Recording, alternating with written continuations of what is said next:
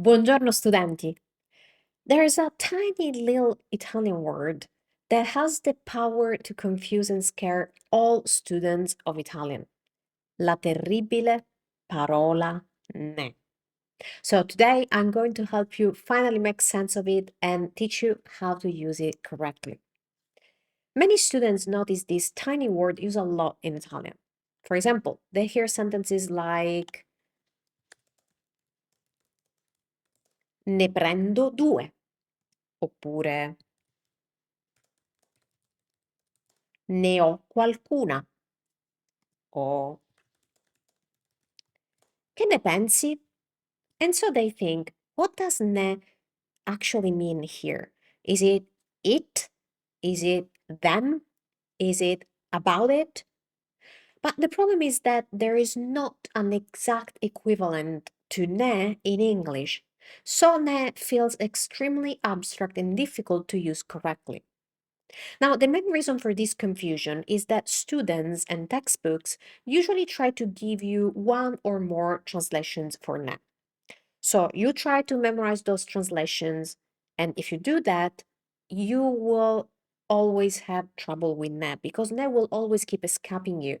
You need to rely on memorizing different meanings that seem to have nothing in common with each other. Per esempio, ne prendo due means I take two. Ne ho qualcuna. I have some. Che ne pensi? What do you think about it? See? It does not make sense. So the solution that I always teach regarding ne is this. Change your perspective. Stop looking at ne from an English perspective, but look at it from an Italian perspective. And in Italian, ne has one main meaning. Of it, of them. Di lui, di lei, di loro. That's what we think, we Italians think when we use ne. And it's also used to replace something that has already been mentioned to avoid repeating the same word again. That's how we think of ne in Italian. Now, let me show you how it works. For example, if someone offers you cookies, they would ask in Italian,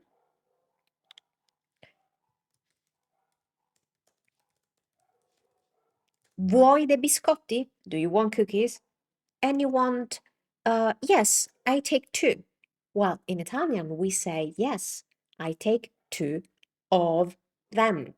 So we have that of them, and that is ne. So that's why we use ne.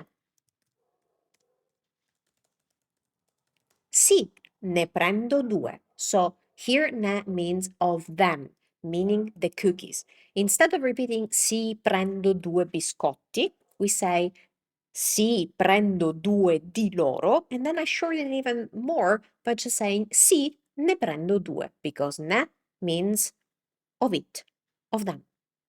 Okay. Now I want you to notice that in English you just say, yes, I take two.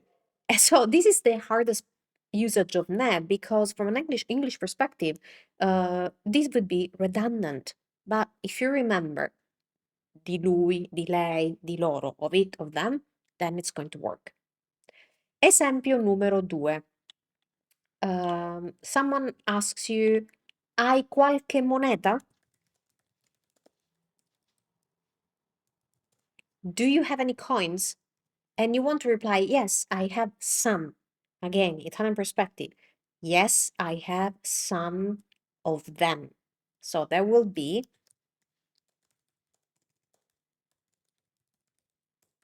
sì, ne ho qualcuna.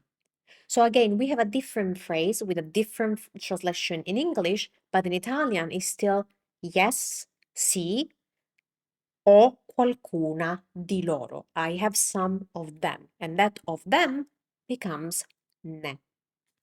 Esempio numero 3. If someone asks you, che ne pensi? What does that mean? In English, it means, what do you think about it? In Italian, that means, what do you think of it? Because ne means of it, of them. That's because in Italian, this is an important distinction I want to stress, because if you understand this, that's a key to understanding ne. In Italian, we don't say So in English you say to think about, but in Italian we say to think of, pensare di qualcosa. That's why we can use ne with pensare. So, che pensi di questo? That turns into che ne pensi? That's why we use it.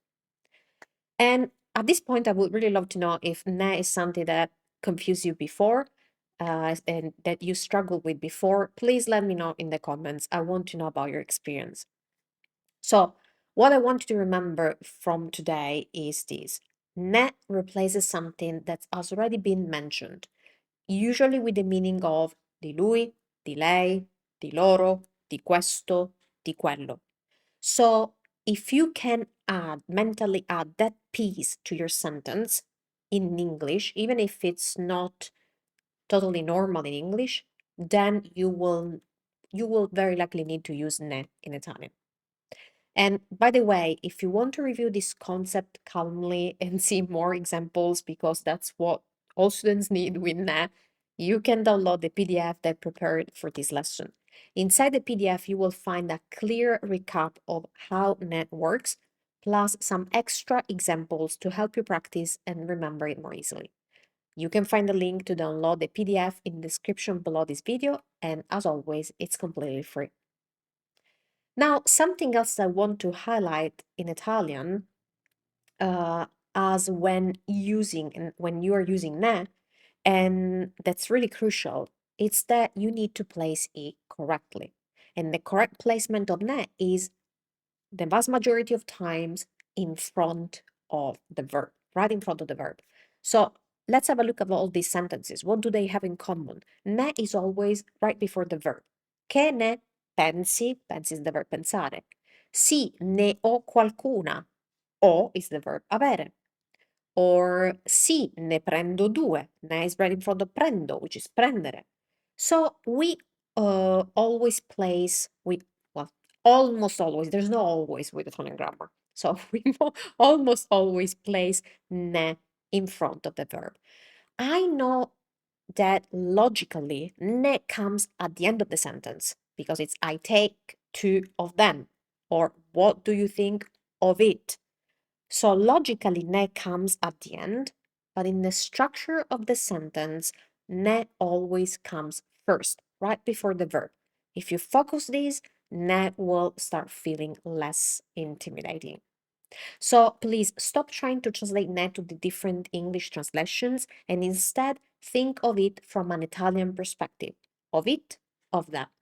Di questo, di quello, di lui, di lei, di loro. That's all for today, and I will see you in the next video. Ci vediamo al prossimo video. Ciao da Valentina.